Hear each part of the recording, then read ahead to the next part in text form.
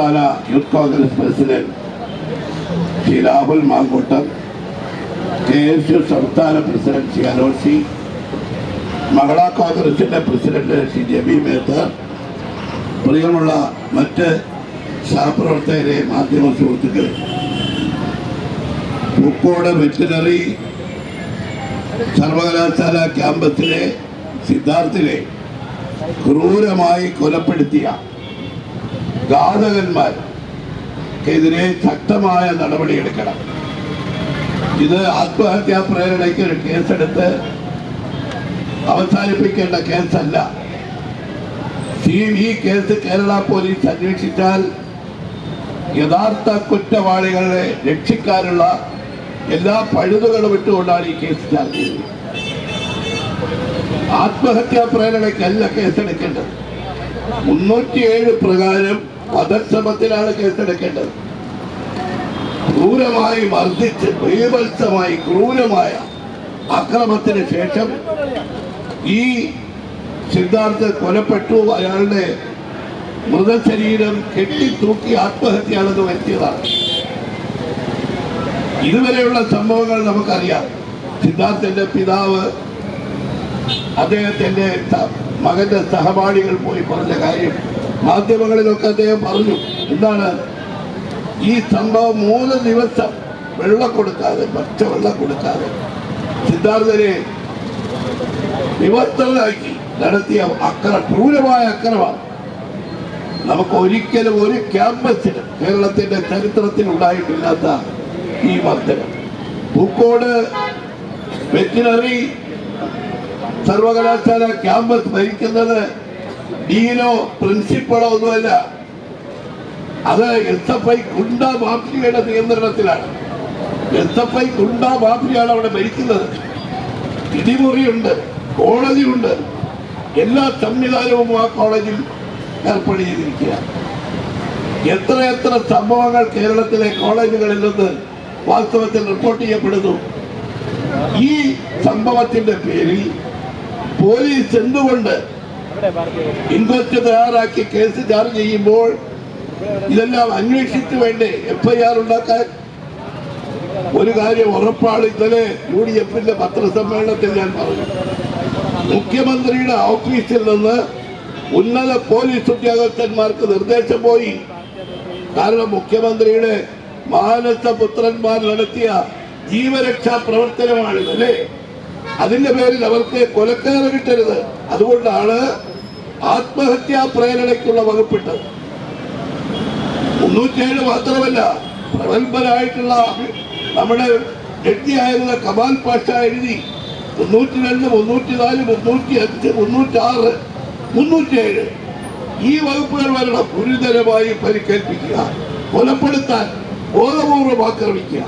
ഇത്തരം വകുപ്പുകൾ FIR ഇല്ലെങ്കിൽ ഇവർക്ക് കൊലക്കുറ്റത്തിന് ശിക്ഷ കിട്ടുകയില്ല എന്ന് ഒരു ജഡ്ജിയായിരുന്ന ഒരാൾ അഭിപ്രായപ്പെട്ടു.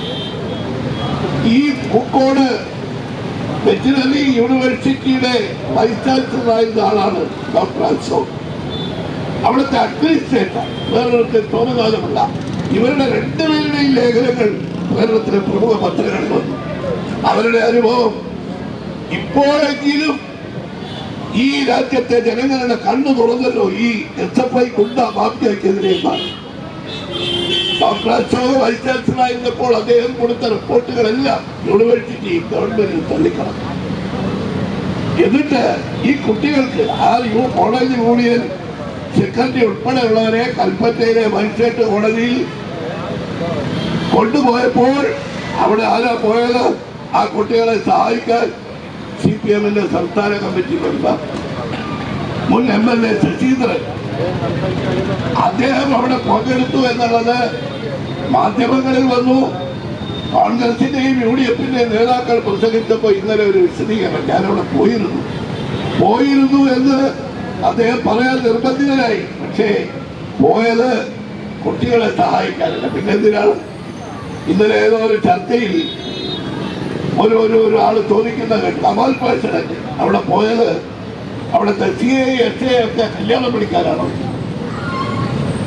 SFIക്കാരായിട്ടുള്ള പ്രതികളെ അവിടെ ഹാജരാക്കുമ്പോൾ അവിടുത്തെ മുൻ MLA പോയി ജില്ലാ സെക്രട്ടറി പോയി CA വരട്ടി. എന്തിനാണെന്നറിയാമോ? അദ്ദേഹം പത്രക്കാർ ചോദിച്ചപ്പോൾ പറഞ്ഞു, SFI പ്രവർത്തകരാണ് കൊലപ്പെടുത്തിയത്, തനിക്ക് എങ്ങനെ അറിയാം എന്നാണ് ചോദിക്കുന്നത്.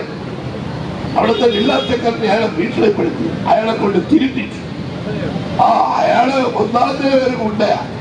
ഞാൻ ചോദിക്കുന്നത്, ഈ കേരളത്തിലെ പല കോളേജുകളിൽ SFIയുടെ ഈ ഗുണ്ടാ മാഫിയ പ്രവർത്തിക്കുന്നിടത്ത് എന്തെങ്കിലും നടപടി ഇതിനു മുമ്പ് എടുത്തിട്ടുണ്ടോ? നമ്മുടെ തൊട്ട് മുമ്പിലല്ലേ യൂണിവേഴ്സിറ്റി കോളേജ്, അവിടുത്തെ പൂർവ്വ വിദ്യാർത്ഥിയാണ് ഞാൻ. ആ കോളേജിനകത്ത് കഴിഞ്ഞ ഒരു 10-15 കൊല്ലമായി ഞങ്ങളെ പോലുള്ളവർക്ക് കേരള പോലീസ് അല്ല, അവിടുന്ന് വർധനവേറ്റ് അവസരമായ ഒരാളാണ് തിരയാൻ. ഞാൻ ഈ കോളേജിന്റെ 125ാം വാർഷികത്തിന് എന്നെ ക്ഷണിക്കും, എനിക്ക് പോകാൻ ധൈര്യമില്ല. അതിനു മുമ്പ് ഒരു പരിപാടിക്ക് ഞാൻ പോയപ്പോ SFIക്കാർ എന്നെ സ്വീകരിക്കാൻ ചെരുപ്പ് മാലിയുമായിട്ട് നിൽക്കുക. ഒന്ന് ആലോചിച്ചു നോക്കണം. യൂണിവേഴ്സിറ്റി കോളേജിന്റെ 10 ഇരട്ടി ഭീകരതയാണ് ഈ പോക്കോട്ടൂർ വെറ്റിനറി സർവകലാശാല ഈ ക്യാമ്പസിൽ നടന്നിട്ടുള്ളത്. അതുകൊണ്ട്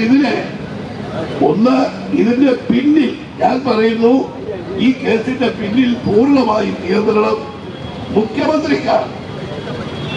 കേരളത്തിലെ ഗവർണർ അവിടെ പോയി, നമ്മളെല്ലാം പോയി. മുഖ്യമന്ത്രിയുടെ മൂക്കിന് താഴെയല്ലേ നെടുമങ്ങാട് 12 കിലോമീറ്റർ അകലെ. മുഖ്യമന്ത്രിക്ക് ആ പിതാവിനെ കൊണ്ടൊന്ന് ആശ്വസിപ്പിക്കാനുള്ള ബാധ്യതയില്ലേ, ഉത്തരവാദിത്വമില്ലേ? ഈ നിമിഷം വരെ പോയോ? പോകാത്തത്. പണ്ടിവിടെ വെടിനത്തും സംഘമുഖത്തും ഓക്കി ദുരന്തമുണ്ടായി. ഒരുപാട് ആളുകൾ കടപ്പുറത്ത് ചത്തടിച്ച് അവരുടെ മൃതശരീരങ്ങൾ വന്നു. മുഖ്യമന്ത്രി കയറി മുഖ്യമന്ത്രിയുടെ ഓഫീസിൽ ഒളിച്ചിരുന്നു, പേടിച്ചാണ്. കാരണം മത്സ്യത്തൊഴിലാളികളെ അഭിമുഖീകരിക്കാൻ അദ്ദേഹത്തിന് ഭയമാണ്. ഇപ്പൊ നെടുമങ്ങാട് പോകാത്തത് കുറ്റബോധം കൊണ്ടാണ്.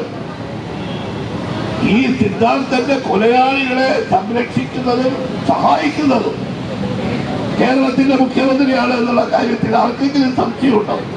അദ്ദേഹത്തിന്റെ നിർദ്ദേശമനുസരിച്ചാണ് പോലീസ് പ്രവർത്തിച്ചുകൊണ്ടിരിക്കുന്നത്. അതുകൊണ്ട് ഈ കേസ് അന്വേഷണം അടിയന്തരമായി CBIക്ക് കൈമാറണം എന്ന് UDF, കോൺഗ്രസ്, നമ്മളെല്ലാം ആവശ്യപ്പെടുന്നു. CBIക്ക് ഇത് കൈമാറാൻ വൈകിയാൽ ഇപ്പൊ തന്നെ യഥാർത്ഥത്തിൽ നിരവധി തെളിവുകൾ നശിപ്പിച്ചു. അവിടുത്തെ പോലീസും അതുപോലെ മാർക്സിസ്റ്റ് പാർട്ടിയും ഒരുപാട് തെളിവുകൾ നശിപ്പിച്ചു. എല്ലാ തെളിവും നശിപ്പിച്ചതിന് ശേഷം ഇത് കൈമാറാനാണ് പോകുന്നതെങ്കിൽ CBI ഒന്നേൽ അന്വേഷിക്കേണ്ടി വരും. രണ്ടാമതൊരു കാര്യം ഇന്നലെ UDF ഞങ്ങൾ ആലോചിച്ച് പറഞ്ഞു, എന്താ, ഈ കുട്ടിയുടെ കുടുംബത്തിന് നഷ്ടപരിഹാരം കൊടുക്കണം. നേരിട്ട് ആവശ്യപ്പെട്ടിട്ടുണ്ടല്ലോ. 1 കോടി രൂപയെങ്കിലും ആദ്യ ഗഡുവായി സിദ്ധാന്തന്റെ കുടുംബത്തിന് നഷ്ടപരിഹാരം സംസ്ഥാന സർക്കാർ കൊടുക്കണം. കേരളത്തിലെ ഒരുപാട് കോളേജുകൾ ഇപ്പൊ തന്നെ നമ്മളിത് നടന്നു കഴിഞ്ഞപ്പോ നമ്മുടെ വടകരയ്ക്ക് തന്നെ കൊയിലാണ്ടിക്കടുത്ത്, അതുപോലെ തന്നെ ഇവിടെ ഈ സംസ്കൃത കോളേജിൽ നടന്ന സംഭവം പത്രത്തിൽ ഒരുപാട് KSUക്കാരെ, ഒരുപാട് നിരപരാധികളെ കൊന്ന ശേഷം ഇപ്പോ കൊന്നു അവസാനം KSUക്കാരെയും SFIക്കാരെയും എല്ലാം കൊന്ന് അവസാനിച്ചപ്പോ ഇപ്പോ പഴയ SFIക്കാരെ തന്നെ കൊന്നു തുടങ്ങി. നമ്മുടെ യാദവ കുലത്തിന്റെ അവസ്ഥയിലാണ് ഇപ്പോൾ SFIക്കാർ. സംസ്കൃത കോളേജിൽ അവരാക്രമിച്ചത് മാർക്സിസ്റ്റ് പാർട്ടിയുടെ ഒരു പ്രാദേശിക നേതാവിന്റെ മകനെ. ഈ കൊയിലാണ്ടിക്കടുത്ത് ഒരു SFI സ്ഥാനാർത്ഥിയാകാത്തതിന് ഈ SFI അക്രമി സംഘത്തെ ക്രിമിനൽ SFIയുടെ പേര് മാറ്റിയുള്ള കാര്യം കഴിഞ്ഞു. സ്റ്റുഡന്റ് ഫെഡറേഷൻ ഓഫ് ഇന്ത്യ അല്ല, ക്രിമിനൽ സ്റ്റുഡന്റ് ഫെഡറേഷൻ എന്നതിന് പേര് മാറ്റിയിടുന്ന രീതിയിൽ ഏറ്റവും കൂടുതൽ ക്യാമ്പസുകളെ രക്തത്തൊലിക്കുന്ന ഈ SFIയെ നിയന്ത്രിക്കാൻ മാർക്സിസ്റ്റ് പാർട്ടി തയ്യാറില്ല. SFIയുടെ ഏതോ ഒരു നേതാവ് പറഞ്ഞു, ഞങ്ങൾ ആ കുടുംബത്തോട് മാപ്പ് പറഞ്ഞു. ഇന്ന് അദ്ദേഹത്തിന്റെ പിതാവ് പറഞ്ഞു, എന്നോടാരും പറഞ്ഞിട്ടില്ല, എന്നോടാരും മാപ്പ് ചോദിച്ചിട്ടില്ല. ഒരിക്കലും മാപ്പർഹിക്കാത്ത കുറ്റം ചെയ്തിട്ടതിനെ ഞാൻ എങ്ങനെ മാപ്പ് കൊടുക്കുമെന്ന് ഈ സിദ്ധാർത്ഥന്റെ പിതാവ് ജയപ്രകാശ് ചോദിക്കുന്നു. ഇതിനേക്കാൾ എല്ലാം എന്നെ അത്ഭുതപ്പെടുത്തിയത് ആ വീട്ടിൽ നമ്മളെല്ലാം പോയതല്ലേ, ആ വീട്ടിന്റെ മുമ്പിൽ സിദ്ധാർത്ഥ രക്തമായി പ്രവർത്തകരാണെന്ന് ബോർഡെഴുതി വെക്കാനുള്ള ചങ്കൂറ്റമല്ല, തൊലിക്കട്ടി എത്തപ്പൈക്കാർക്കല്ലാതെ വേറെ ഏതെങ്കിലും സംഘടനയ്ക്കുണ്ടാവും. പിതാവ് പരാതി പറഞ്ഞപ്പോ ആ ബോർഡ് അവിടെ കൊണ്ടാണ്. ഇവിടെ KSUവിന്റെ പ്രവർത്തനത്തെ കുറിച്ചൊക്കെ ഒരുപാട് ആക്ഷേപങ്ങൾ, ആരോപണങ്ങൾ എത്തപ്പൈക്കാർ ഉന്നയിച്ചിട്ടുണ്ട്. ഏതെങ്കിലും ഒരു KSU പ്രവർത്തകൻ അല്ലെങ്കിൽ KSUവിന്റെ നേതാവ് ക്യാമ്പസിൽ ഇതുപോലെ ഒരക്രമം, ഒരു കൊലപാതകം നടത്തിയത് നിങ്ങൾക്ക് ചൂണ്ടിക്കാണിക്കാം. നിങ്ങൾ അവരുടെ പേരിൽ നടപടിയെടുത്തു എന്ന് പറഞ്ഞു. എന്ത് നടപടിയാ? അവരെ നിങ്ങളെ സകലവേദന പുറത്താക്കി. പുറത്താക്കുക, കുറച്ചു കഴിഞ്ഞ് അവരെ അകത്താക്കുക, അതല്ലേ? ഞാൻ ഓർമ്മിക്കുകയാണ്, 40 കൊല്ലം മുമ്പ് നമ്മുടെ യൂത്ത് കോൺഗ്രസിന്റെയും KSUവിന്റെയും മഹിളാ കോൺഗ്രസിന്റെയും പ്രസിഡന്റിന്റെ സാന്നിധ്യത്തിൽ ഞാൻ ആ സംഭവം ഓർമ്മിക്കുകയാണ്. കോഴിക്കോട് നടന്ന KSUവിന്റെ സമ്മേളനത്തിലാണ് ഞാൻ KSU പ്രസിഡന്റായി തെരഞ്ഞെടുത്തത്. സമ്മേളനത്തിന് വന്ന വിദ്യാർത്ഥികൾ, കൊച്ചി കോളേജിലെ വിദ്യാർത്ഥികൾ മലപ്പുറത്ത് വന്ന് അവർ ചായ കുടിക്കാനിറങ്ങി അവിടുത്തെ കടകളിലെല്ലാം കയറി അക്രമം കാണിച്ചു. അവിടെ പല കടകളിൽ കയറി സോഡാക്കുപ്പി പൊട്ടിച്ചു, അടിച്ചു തകർത്തു. ഈ വിവരം കോഴിക്കോട് നിൽക്കുന്ന ഞങ്ങൾ അറിയുന്നത് പിറ്റേ ദിവസം രാവിലെ പത്രം വരുമ്പോഴാണ്. ആ നിമിഷം ഞങ്ങളെല്ലാവരും നേരെ മലപ്പുറത്തേക്ക് പോയി. ഷിയാരിയാടൻ മുഹമ്മദ് എന്ന അവിടുത്തെ DCC പ്രസിഡന്റാണ്. ഞങ്ങൾ ആദ്യം പറഞ്ഞതെന്താ, കൊച്ചി കോളേജിലെ KSU യൂണിറ്റ് ഞങ്ങൾ പിരിച്ചുവിട്ടു. KSU പ്രസിഡന്റ് ഞാൻ പ്രഖ്യാപിച്ചു. ഇനി അവിടെ KSU വേണ്ട എന്ന് തീരുമാനിച്ച പാരമ്പര്യം ഉള്ള സംഘടനയാണ് KSU എന്നുള്ള കാര്യം നിങ്ങളെ പുറത്താക്കി എന്ന് പറയുമ്പോൾ ഇപ്പോഴത്തെ SFI നേതാക്കളെ ഞങ്ങളത് ഓർമ്മിപ്പിക്കാൻ ശ്രമിക്കുകയാണ്. അക്രമം നടത്തുന്നവർക്ക് ഒരു സ്ഥാനവും അവിടെ എത്രയോ കാലം കൊച്ചി കോളേജിൽ നിങ്ങൾക്ക് അന്വേഷിക്കാം KSU ഉണ്ടായിരുന്നില്ല.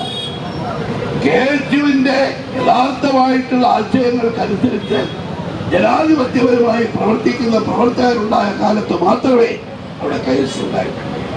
SFI അങ്ങനെയാണോ?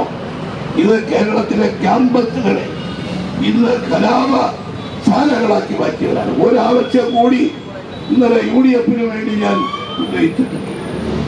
കേരളത്തിലെ ക്യാമ്പസുകളിൽ നടക്കുന്ന അതിക്രമങ്ങളെ കുറിച്ച്, വിദ്യാർത്ഥികൾ നടത്തുന്ന അതിക്രമങ്ങളെ കുറിച്ച് മുഖ്യമന്ത്രിയല്ല, ഗവൺമെന്റല്ല, ബഹുമാനപ്പെട്ട ഹൈക്കോടതി ഒരു സിറ്റിംഗ് ജഡ്ജിയെ വെച്ച് അന്വേഷിക്കണം.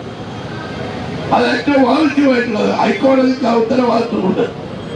ഈ കാര്യങ്ങൾ പറഞ്ഞുകൊണ്ട് UDF തന്നെ 7-ാം തീയതി കേരളത്തിലെ എല്ലാ പഞ്ചായത്തുകളിലും ഈ പന്തകുളത്തി പ്രകടനം പ്രതിഷേധാക്കി തെളിയിക്കുക.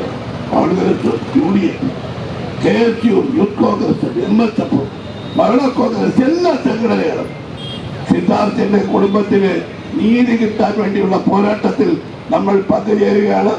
യൂത്ത് കോൺഗ്രസിന്റെയും KSUവിന്റെയും മഹിളാ കോൺഗ്രസിന്റെയും സംസ്ഥാന പ്രസിഡന്റന്മാർ അനിശ്ചിതകാല നിരാഹാരം നടത്തുന്നത് സിദ്ധാർത്ഥന്റെ കുടുംബത്തിന് നീതി കിട്ടാൻ വേണ്ടിയാണ്.